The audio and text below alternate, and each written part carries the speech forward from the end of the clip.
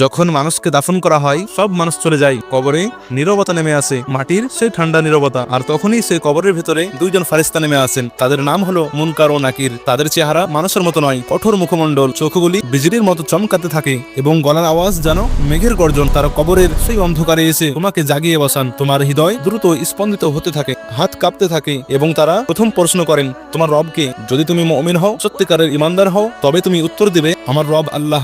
এরপর তারা জিজ্ঞেস করেন, তোমার দিন কি ছিল, তোমার জীবনের পথ কি ছিল? তুমি বলবে, আমার দিন ইসলাম। এরপর তৃতীয় প্রশ্ন করা হবে, আর ওই ব্যক্তি সম্পর্কে তুমি কি বলো যাকে তোমাদের কাছে পাঠানো হয়েছিল? তুমি বলবে, তিনি মুহাম্মদ সাল্লাল্লাহু আলাইহি ওয়াসাল্লাম এবং আল্লাহর রাসূল। ফারিস্তারা বলবেন, তুমি সত্য বলেছো। এরপর তারা কবরকে হুকুম দিবেন, এর কবরকে প্রশস্ত করে দাও। কবর বিস্তৃত হবে, অন্ধকার কমে যাবে এবং জান্নাতের সুঘ্রাণ আসতে থাকবে। কবর তখন জান্নাতের একটি বাগানে পরিণত হয় এবং আত্মা শান্তি পায়। কিন্তু যদি কোনো মানুষ আল্লাহকে ভুলে জীবন কাটিয়ে থাকে, যার কোনো ঈমান ছিল না অথবা ঈমান ছিল শুধু মুখে, তবে ওই ফারিস্তারা তাকেও বসাবেন এবং প্রশ্ন করবেন। প্রথমে তারা জিজ্ঞেস করবেন, তোমার রব কে? সে আতঙ্কিত হয়ে বলবে, আমি জানি না। এরপর তারা জিজ্ঞেস করবেন, তোমার দিন কি ছিল? সে বলবে, আমি জানি না। সবশেষে তারা প্রশ্ন করবেন, যাকে তোমাদের কাছে পাঠানো হয়েছিল তার সম্পর্কে তুমি কি বলো? সে বলবে, আমি জানি না। মুনকার ও নাকির বলবেন, তুমি কিছুই জানো না? এরপর তারা কবরকে হুকুম দেবেন, এই কবরকে সংকুচিত করো এবং একে জাহান্নামের গর্তে পরিণত করো। এরপর কবর সংকুচিত হতে শুরু করবে, দেওয়ালগুলো ভেতর থেকে চাপ দিবে। কবর এতটাই সংকুচিত হবে যে শরীরের প্রতিটি হাড় ভেঙে চুরমার হয়ে যাবে। নিচে থেকে আগুনের শিখা উঠতে থাকবে এবং সেই কবর